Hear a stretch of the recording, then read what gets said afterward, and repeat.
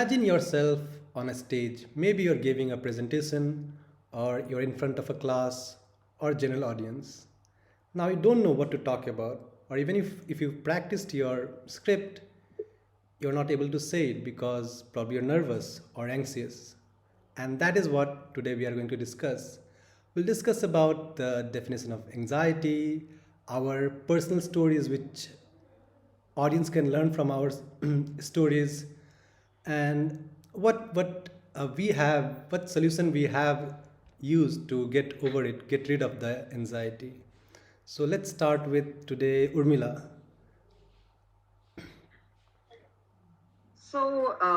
Anxiousness is something, my favorite part about anxiousness is that, the entire population of the world has seen it, has smelt it, has tasted it, has heard about it, and has felt it in their bones.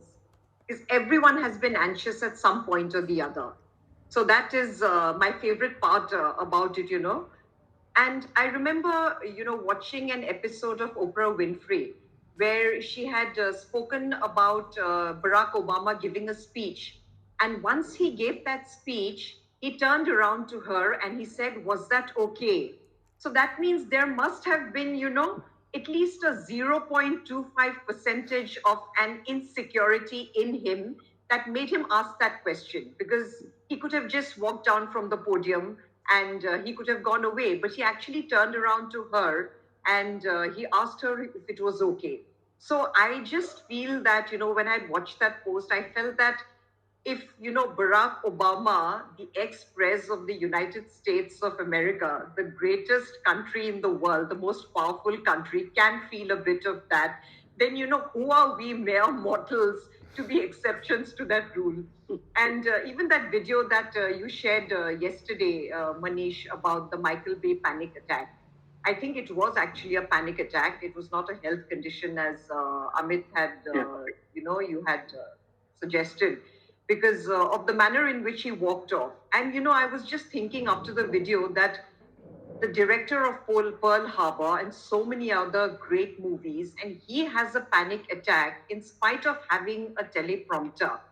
So, that is a little sadistic of me actually, but I felt a little inspired when I watched that, because I felt that if these greats can have panic attacks, then, why not us? Thankfully, I haven't had a panic attack as yet, but I've had all the attacks prior to speaking, because I'm preparing and, I'm practicing and I'm seeing whether it's structured, and so much of planning is going on. And I already mentioned yesterday that I'm a great planner.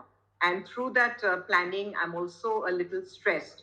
And I think for us, anxiousness is more of a concern because we want to be public speakers. You want to entertain people, you want to inspire them, you want to motivate them. And when you're doing all of that, anxiousness comes in automatically. I think it's a fatal combo, actually, a very lethal and a fatal combo. I think we feel it more because, we are going up on stage in front of an audience. And that is the first thing that comes to our mind.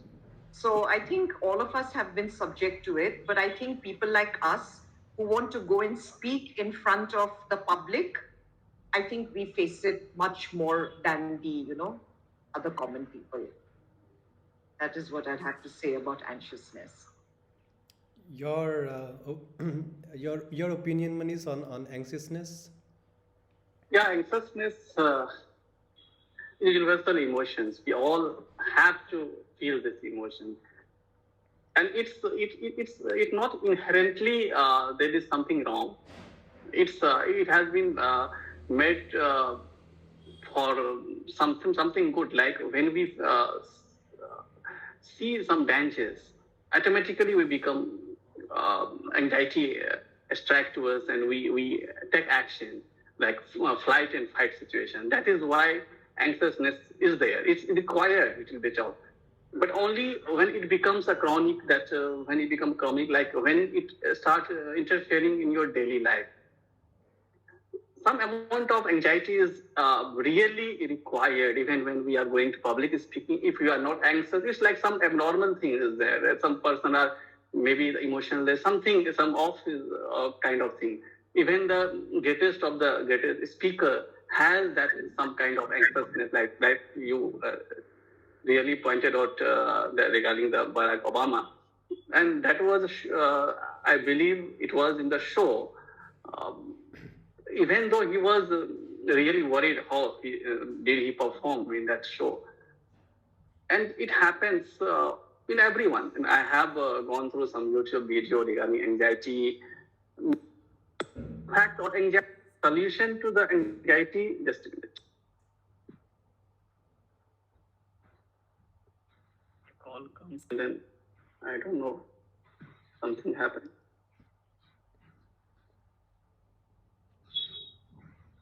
Yeah.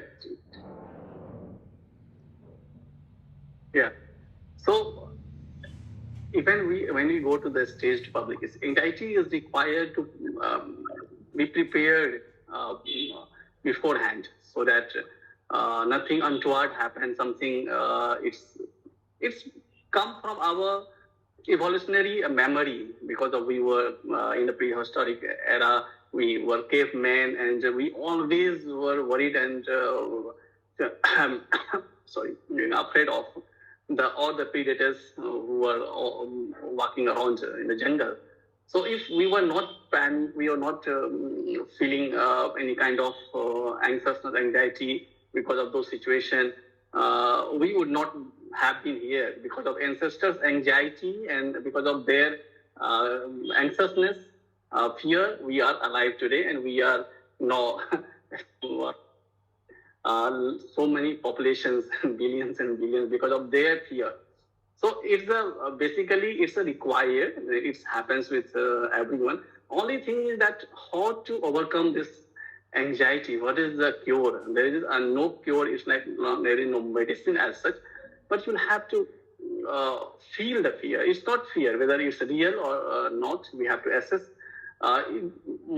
Most of these anxiety or anxiousness is about our own creation of mind. Suppose we go on the public speaking, we get anxious how people will think about my speech, whether they accept it or not. So it's all about our creation. So we have to really, we should not run away from those situations. We'll have to, of course, go through the situation. Once we start going through the situation, then mind start believing that no, it's not real danger. It's a preconceived notion. It's the made up of our mind. When our mind start believing, and then mind start working like that. That is happening in public speaking. I remember lots of many situation opportunities. I had gone to the stage or somewhere I wanted to speak. That, and because of anxiety, I did not take opportunity, jump for the opportunity, thinking in my school time. And why it happened? Because I started telling my mind that, see, this is danger. If you go there, you'll be embarrassed. This was my thinking. It was a makeup of my mind. It was the mind giving signal to become anxious.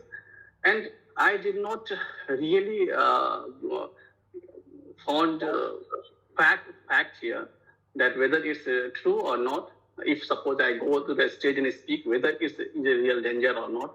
And I since backward from the opportunity, my mind got stronger. Those anxiety got stronger.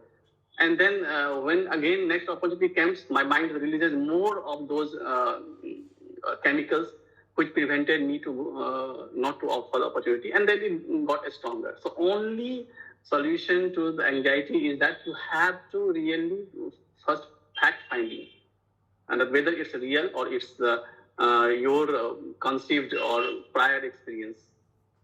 So that is what I would like to state, that you'll have to assess whether it's in real or not. I would like to give one example here regarding, suppose I have a fear of the dog. Once the dog comes, we really get panic and start running away. And what happens? My mind thinks, oh, you have really evaded those dangers and by running away. And what will happen? Next time you see the dog, again the mind start more chemicals. And in that way, what happens that when your mind starts to move, more chemicals, then your mind start thinking that no, this is a real danger coming towards me. And then if you always do, then you start believing, no, this is a real danger, and it's turned into the anxiety. Wherever you see, not you won't ever be try to do that to encounter that opportunity, and you really always be afraid, and it turns into chronic and becomes like it's called something anxiousness, anxiety, Glossophobia. chronic anxiety, which has to be, again, we'll have to consult that there is therapy. That of course where you have to of course then change that neuroplasticity comes into the picture, that you have to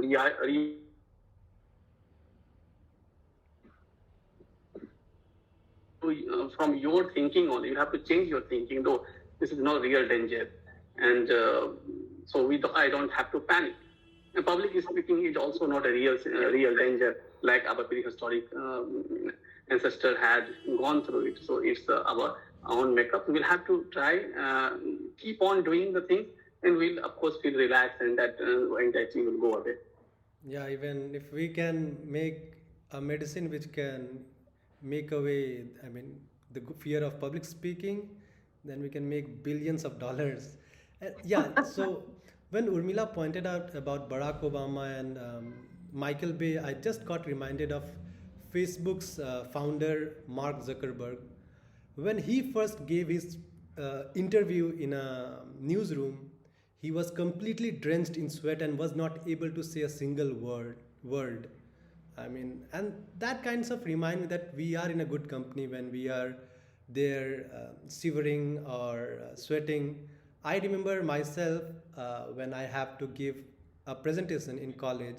I did not go to college for 3 days, and I even decided that I'll drop out of college just because I was afraid of public speaking. But somehow I gave the presentation and I completed my college. So yeah, these are some stories, and yeah, so the solution is how can we overcome this public fear of public speaking. One way is to like expose yourself to situation which make you run away. That is called exposure therapy. So in short term, you can apply breathing exercises, meditation, but in long term, you have to expose yourself to the public. You have to join a club, maybe Toastmasters club. That will help you. And where we are a member of Toastmasters, and we are overcoming our fear of public speaking. So Urmila, would you like to tell about a personal story about how how you first got introduced to the fear of public speaking or anxiety of public speaking? I think, like I said, in a previous podcast, I was in school and I never used to take part much because I was always, scared of the stage. And I could never go up in front of people and speak. So I was okay in class. My academics were good. I was good in English. I loved English. I was very good at writing compositions. I always scored the maximum marks in the English exam paper. But when it came to speaking, then I used to always feel very scared. But the thing is, once I went up on stage, then it would certainly flow to a certain extent. The first few minutes used to be, sheer harassment and torture. But after that, it used to settle down. Like I think it happens for most people. It Yeah. settles down towards the end when you've gotten a hold on your fear. So I've always been like that in school. I never really took much part in everything. I was more into academics, and even in college, that thing followed me. I never took part in very many events or any sort of social functions because I was always scared about the judgment that people would pass on me, if I didn't speak very well. And I think, sometimes I wonder if it is a fear that you're born with, or it is a result of traumatic experiences that you've had as a child, or whether you're extra sensitive, or whether you have a thicker or a thinner epidermis, or you have a more fragile ego perhaps. So I haven't come to a conclusion as yet. They say that once you're born, you're made up, once you become an adult, what you're made up of is 25% genetics and 75% the environment. So I don't know how much of a touchy nature you're sort of born with. I think it's more to do with the Yeah. environment, but I certainly feel that it could be overcome. Also, I think when there is a lack of experience, when people haven't experienced much in their lives, or they haven't maybe even suffered so much, or maybe they haven't met very many people, or they haven't traveled so much, that lack of experience also makes you quieter than the other people, True. because maybe you have less to say, or you have some preconceived notions. Again, that is about how you've been brought up. So I often wonder whether, I'm born with a very fragile ego and more susceptible to embarrassment, or if it is something that has shaped me into what I am today. So I don't have any personal story of any sort of great embarrassment that I've been through, and hopefully I don't want to go through any such scene. But the first time when took part in Toastmasters, I was certainly in awe of all the speakers, because they were all there on the stage. They were facing the audience, and I couldn't make out whether they were nervous or not, and I was certainly nervous. So I don't know how I pulled through.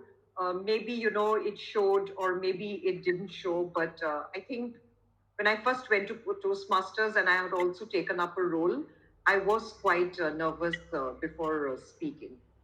So that is, I think, one scene that I remember. A lot of people are very good at covering up, and there are some people who are not so good at covering up. And I think the ones who are not good at covering up, they feel the fear more. Yeah. So you're not able to cover it up also. Like the post that Manish posted yesterday, your neocortex and your limbic brain. It's that fear, or you take flight when you are fearful about something. So which one comes to the fore? So sometimes I also think you're born with that, that one part of your brain is, trying to overcome the other, and is probably gaining ground over the other.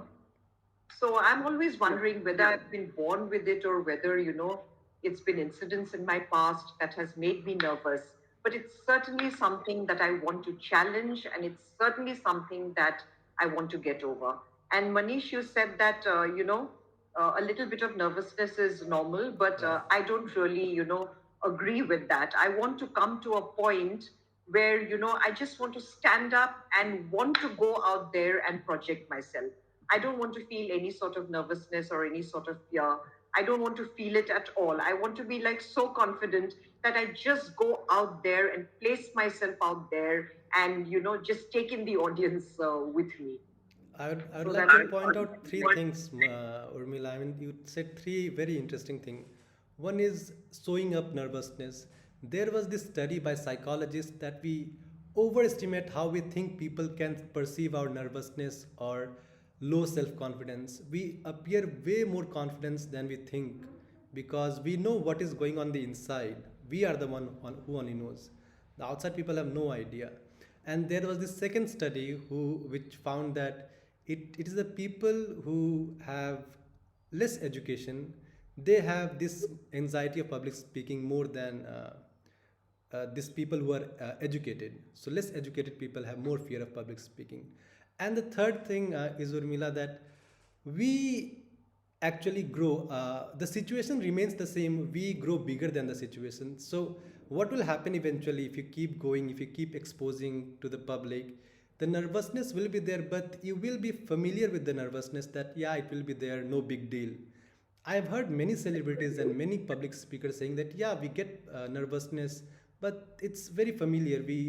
It's there just because we want to perform better, but it never comes in a way. Maybe now it's coming in your way in speaking, the nervousness or anxiety is coming in between you and speaking well. But after some time, it will just be there as a reminder, but you will just acknowledge it and you can move forward. That is what I have read or found. Those three things. Yeah, Manish. I want to add, I would like to add one point that we are missing one basic fundamental thing.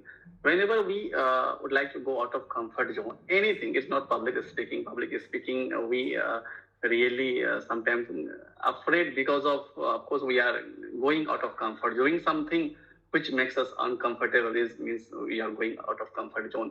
Even if Amit was learning the bike and then riding the bike. Initially, when we start riding the bike, also we feel really anxious that I may break my leg, something happens. And when I was learning the car, I remember when in the mid of the road, I was really nervous that what people will think, and this person cannot drive, like kind of things. And this is just an example. Even if we try going the day one of the school, I remember I was nervous. Day one in the office, why nervous? It's anxious. Why anxious? Because we are not familiar with those situations, those environments. When it becomes familiar, like public is always public is different. Some person may be comfortable, they may be in Toastmasters. We see that they are comfortably speaking among the Toastmasters.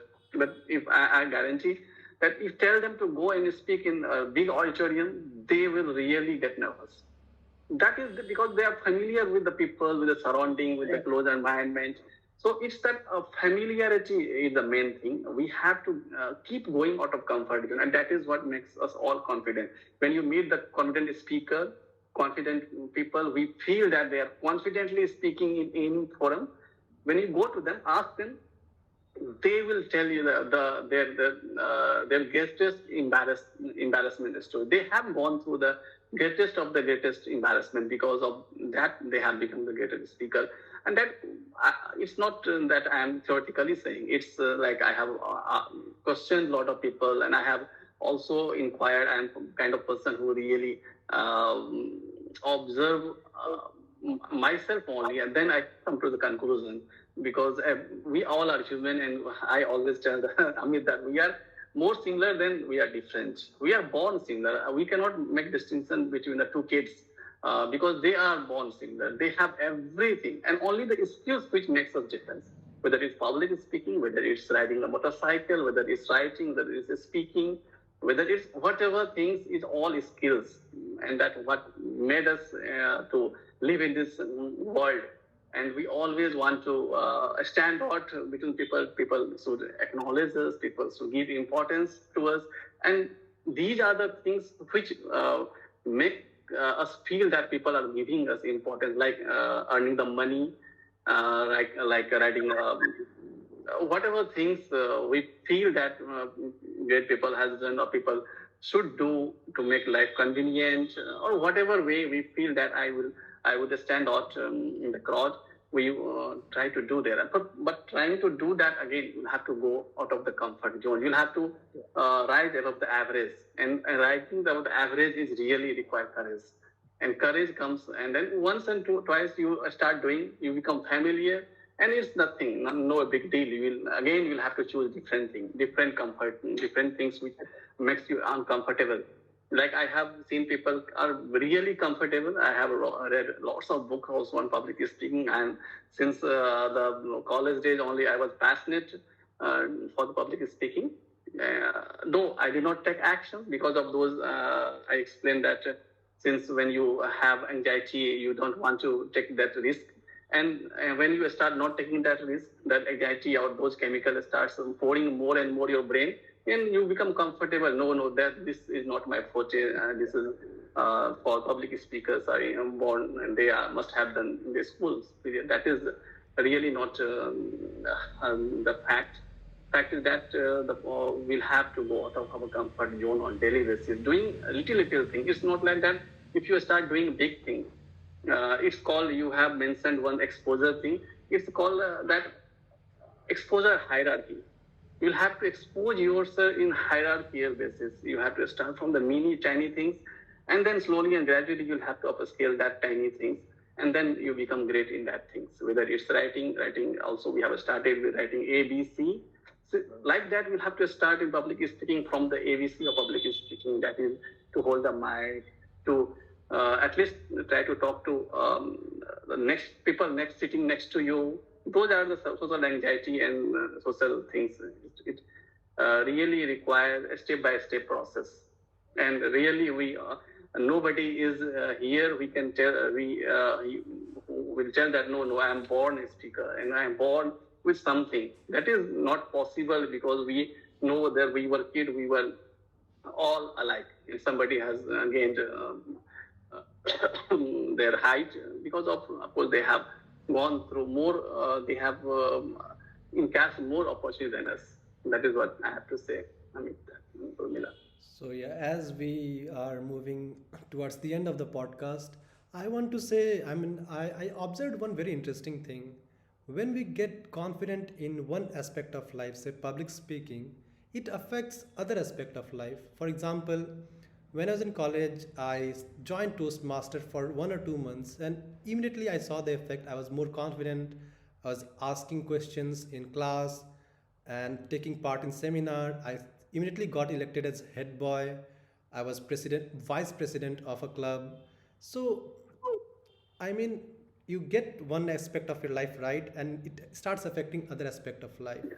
So to the audience, I would say public speaking, exposure to public speaking will give you a lot of confidence. So you should try. And before we end the podcast, I would like to ask you what solution or how can our audience mm, solve this issue of fear of public speaking, or get rid of this anxiety? Urmila, would you like to go first? Well, yes, I'd like to say one thing that, you have to face your fears certainly, and you have to go out there and challenge yourself. You can't sit in your comfort zone. And like Manish said, little by little you do it, and you gain little successes every day, and that makes one big success in the end. But I firmly believe that, when your brain is a little, we all have monkey minds, and our minds are always going this way and that way. So I feel if you keep the sidey things intact, like you do your daily exercise, you definitely take a walk for at least half an hour every day, you do your deep breathing exercises, all these really help you to get a calmer mind. You're calmer, you're quieter, you're more soothed in your own surroundings. So I feel these things are very important, like the other things. And then after having you eat healthily, of course, we don't need to, go into all that because we all know, all the things that we have to do to keep going on the right track. But after keeping all this intact, these are the things that help you to calm your brain, to feel more organized, to feel more composed. And then you go ahead with meeting your challenges. But if you don't do anything, you're sitting and eating junk food, you're not doing any sort of deep breathing, then the mind and, physically and mentally, we are so connected that how can one help the other? So these things are very important when you first started on a journey that this is what I want to become and this is what I want to challenge. The first thing I feel is to look at the physical aspect and then to go into your challenge. Then you start, keep all this intact. Something happened, it got stuck, no? Um, Video. yeah, wait. I mean, it will. Let's wait. Yeah. I'd like to say Yeah, is that, you know, Your video got stuck in between. it's okay now. Yeah, no, it's okay. yeah, So so my takeaway from this entire session is that, both of you have said that, you become familiar with a particular thing, you become familiar with your nervousness, and then you accept it and you work with it. I think that is really, very important. I've just learned that today. I sometimes feel that should I just remain in my comfort zone and live happily ever after, But then I'm so ambitious also. I want to do so much also. And then again, I see these challenges. Sometimes I actually feel very disheartened, that I'm not going about it the right way. But you become familiar with your nervousness. Yes, I think that is really very true. And I would like to go on with that. I would like to think that after this session is over and take myself forward.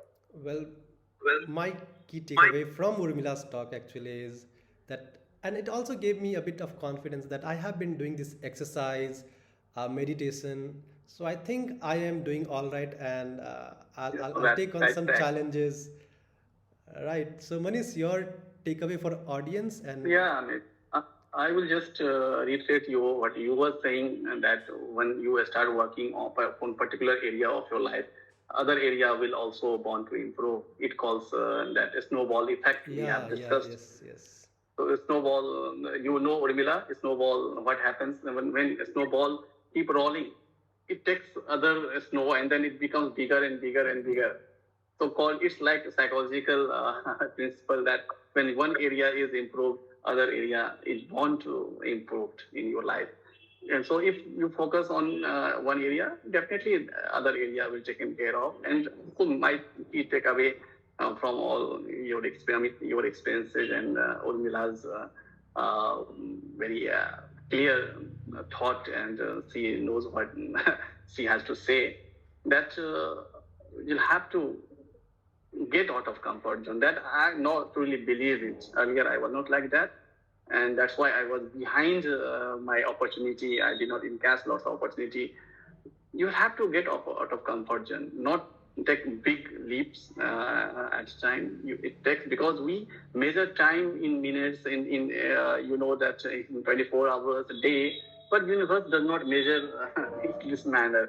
For universe, our life is just tiny things. It's a speck in the entire Yes, universe. yes. A grain So of if sand we on the beach.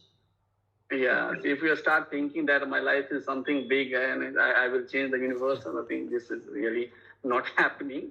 At least we can concentrate on our things, and it so 1 day, 2 day, 3 day, it's really very tiny aspect in our life, particularly when we compare with the universal timeline.